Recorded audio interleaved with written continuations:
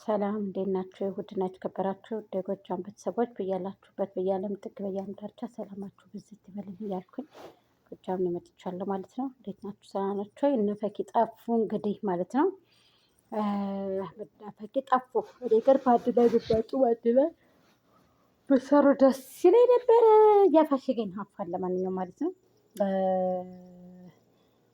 ለምን እንደጠፋ አላውቅም። ብቻ ኢንሻላህ ዛሬ ብቅ ብቅ ብቅ ብቅ ብቅ ላይ ይሆናል። እንግዲህ ፈኪ ትመጣለች እርግጠኛ ነኝ ማለት ነው። አሰላሙ አለይኩም ወራህመቱላሂ ወበረካቱ። ውድና የተከበራችሁ ውድ የሆናችሁት እንግዲህ ቤተሰቦቼ ያው በነገራችን ላይ እየታሰመሩ በቤቴ ጠፍቷል ማለት ነው። ለበደው አላውቅም። ቤቴ ላይ በጣም እየጠፋ ነው ማለት ነው። እንደምን እንደሆነ አላውቅም። ቻናሌ እየቀዘቀዘ ነው። ያው ፈኪም አህመድን ብትመጡ ብዙዎቹ አህመድ ዘቅዘቅ አህመድ እንዲህ ይበል እያላችሁ የምትሳደቡ ሰዎች አላችሁ። ግንባታችሁ ደግሞ ፈኪን የምትሳደቡ ሰዎች አላችሁ። እኔ ባታሸማቀቋቸው ቢሰሩ ከሰሩ ዩቱብ ብዙ ነገር ይከፍላል። እኛ ደግሞ በካሜራ ጀርባ ሆነን ስለምንሰራ እንኳን መከፈል ቀርቶ ሞኔታይዝ ሆነን ብዙዎቻችን እየተንከራተትን በአረብ ቤት እየተገላታል ብዙ ነገሮች እየሆን ነው ማለት ነው።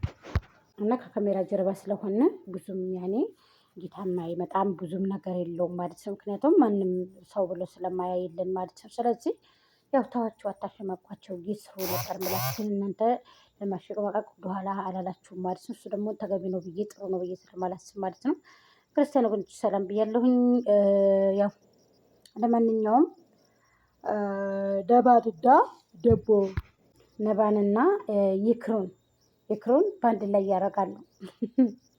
ቅናት እኮ ነው በነገራችን ላይ ቅናት ማለት ነው። የምር አይዘለዘልም የድሮ ምላስ አይዘለዘልም የድሮ ምላስ። የሰው ቀናተኛ አይጣ ላይ ድረስ የሰው ቀናተኛ አይጣ ላይ ድረስ።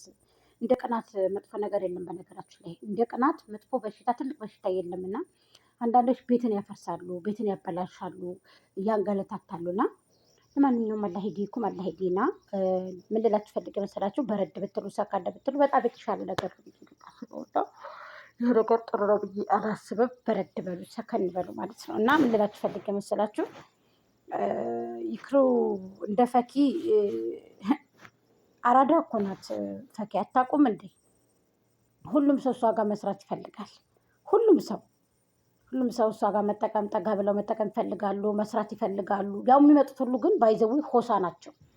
እንደ ሰውኛ ሳይሆን እንደ አውረኛ የሚሄዱ ናቸው። እንደ አውሬ እንደ ስስቶች የሚሄዱ ናቸው። እና እስስት አሁን ስታዩት የሆነች እስስት አንድ ጊዜ ይዘን እኛ ክፍለ ሀገር ሂደን የሆነች እስስት እንይዛለን። ከዛፍ ነው ያወረድናት እና ትባላለች። ስለምትባላ መያዝ አንችልም፣ ግን የሆነ ዘንግ ምናምን ይዘን በዘንግ እናወርዳታለን። ከዛ የሆነ ቀይ ልብስ ለብሼ መጣሁ። ድጋሚ ደግሞ ነጭ ልብስ ለብሰን ስንመጣ ነጭ ሆኔ። ጓደኛዬ ደግሞ የሆነ እንትን ቅጠልማ ልብስ ለብሳለች፣ ቅጠልማ ሆነች። ተመልከቱ። ከዛ ደግሞ ቀይ ስትለብስ ቀይ ትሆናለች። በቃ እንዲህ ጥቁር ልብስ ለብሰሽ ስትመጪ ጥቁር ትሆናለች። ጋይስ ምንድን ነው ነገር ምናምን ብለን ከዛ ደግሞ ንፍልት። እሷ እኮ ቅጠል እኮ ነው የምትመስለው፣ ግን በቃ እንዳለ ትቀየራችና ልብሷ ይቀየራ። ብዙ ጊዜ እንጫወትባት ነበረ። ነገም እዛው ቦታ ላይ እናገኛታለን። አትሄድም። እዛው ቦታ ላይ እንደለመደችና እንጫወትባት ነበራችን። ስስት ናቸው በሙሉ እሷ ላይ የሚጠቀሙት ቃቃ ጨዋታ የሚጫወቱትን በቡሬ የሚጫወቱት ምናምን ነገርና ጄዚን ደግሞ በዚህ አጋጣሚ እሷን ማነው ቤዚ የምትባለው ልጅ ጋይስ እያተች ነበርና ዛሬ ምንም እይታ የላትም፣ በደንብ የላትም። በጣም ሱብሃንአላ እናቷን የምትሳደብ ልጅነት እና በጣም አስጠላችኝ ጋይስ። የምር ነው የምላችሁ፣ በጣም የምታስጠላ እናቷን የምትሳደብ፣ እናቷን የምታንቋሽሽ፣ እናቷን ዝቅ የምታደርግ ልጅነት ናት። እና ህግን ሁሉን ወግ ማረጓን ባህሏን ጥላ መሰደድ በጣም የሚደብር የሚያስጠላ ነው። እና ሱብሃንአላ ፍቅር እንደዚህ ይቅር፣ ባህልን ምንም ነገር የሚያዋርድ ነገር ማለት ነው። ግን ዘረኝነት ሳይሆን ችግር የለውም ፍቅር። ግን በዚህ እድሜዋ የምር ይቆረቁራል። ወንድ ልጅ እንኳን ሄዳችሁበት መጥቶ ራሱ መጨረሻው አያምርም። በተለይ ስደት ላይ ያው ማሳደግ ደግሞ ከበድ ይላል። ማሳደግ ከባድ ነው። በተለይ ሴቶች እየተበደልን ያለ ነው እና በወንድ በኩል አንደኛ ከባድ ነው። ያው ብዙዎቹ እየፈረዱ ነው። ግን ያው ሰርቶ ያው ገንዘብ ስላለብን ምናልባት በአሁኑ ጊዜ ጥቃሚ ልጥቀምሽ ነው ምን አለው ምን አላት ነው። እና ያው ያለው ሰው ከተገኘ ለመብላት ይጠጋሉ። ወንዶቹም አይቀፋቸውም ደም ለመብላት የሴትን ገንዘብ የሚበላ ወንድ በነገራችን ላይ ያው ደም ነው። ምናልባት የሚጎዳው እሱን እንጂ እሷን ሊጎዳት አይችልም። ነገ ሌላ ቀን ነው። የሰው ልጅ ካልሞተ ትልቅ ደረጃ ይደርሳል። እና አሁን ይቺ ልጅ ምስኪን በጣም ነው የምታሳዝነው። ሀቂቀትንና እናቷን እጭ ብላ ተሳደበች። ዱቄት የመሰልሽ ምናምን ብላ እናቷን ማለት ነው እጭ ዱቄት የመሰልሽ ምናምን ብላ እናቷን ስትሳደብ ሰማሁና ሱብሃንአላህ አልኩ። በቃ እና አንዳንድ ጊዜ ነገሮች ስታዋቸው ሁሉ ነገሮች ስታያቸው ምናምን ነገር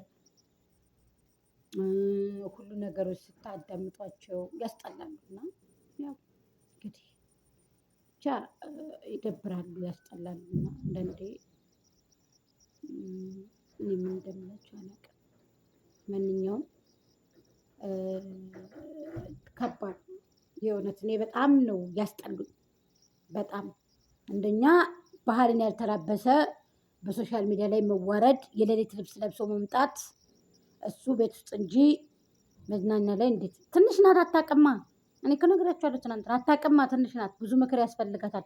አንደኛ በቤተሰብ ብታገባ በጓደኞቿ ተመክራ፣ በቤተሰቦቿ ተመክራ፣ በእህቷ ተመክራ፣ በእናቷ ተመክራ ብዙ ምክር ያስፈልጋል። ቺሊ በሌሊት ልብስ እንግዲህ በሌሊት ልብስ ሶሻል ሚዲያ ላይ ወጥቶ መቀመጥ በጣም ከባድ ነው ጋይስ። እኔ በጣም አዘንኩኝ። ያያችሁ ወንድ ልጅ እዚህ ድረስ ነው። የማይፈልጋትን ሴት ልጅ የተጠቀመ ራቁቷን ይዟት ነው የሚመጣው። ራቁቷን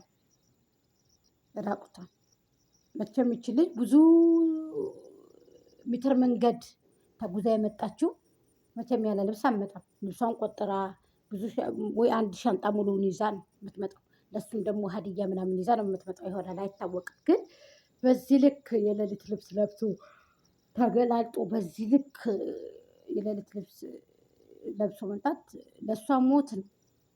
ስለዚህ ካላስ መካሪ የላትማ። ከጎኗ እህት ወንድም የለማ፣ ሚዜ ጓደኛ የለማ። በጣም ያስጠላል የእውነት። ግን ባህልን ስተው ዘረኝነት በፖለቲካ እየተጠቀሙ በፖለቲካ እየተነፋፈሱ ይቱን ጎዷት። ሶሻል ሚዲያ ማፊ ፋይዳ ጮክ ይላል፣ ትንሽ ቦግ ይላል፣ ጮክ ይላል። ከዛም በኋላ ያረግፋቸዋል።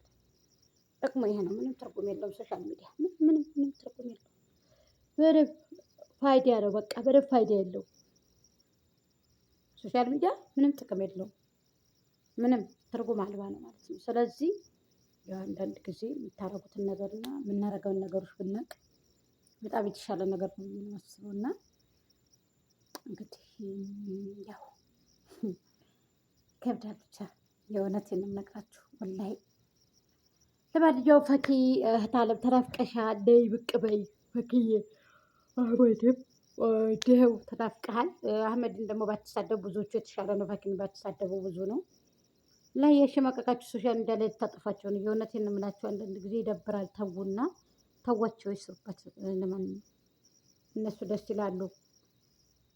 እኔ ሶሻል ሚዲያ የምር እነሱ ነው ብቻ ናቸው ደስ የሚሉኝ ነበር ማለት ነው። ኢንሻአላህ አህመድ ጋር ተመካክረው ምናምን ቢመጡ በቅርብ ቀን። ግን ያው እሱ ትንሽ ቸኳይ ስለሆነ እሱ ትንሽ ይቸኩላልና ለማንኛውም ፈኪም መቶከ እንግዲህ ትገቢያለሽ ኢንሻአላህ። መጪ በጣም ጥሩ ነበረ።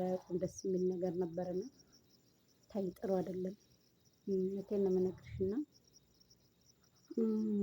ጥሩ አይደለም እያልኩሽ ነው። ብቻ ነይ ስሪ፣ የማንም ወሬ አትስሚ፣ የማንንም ሄደ መጣ አትስሚ።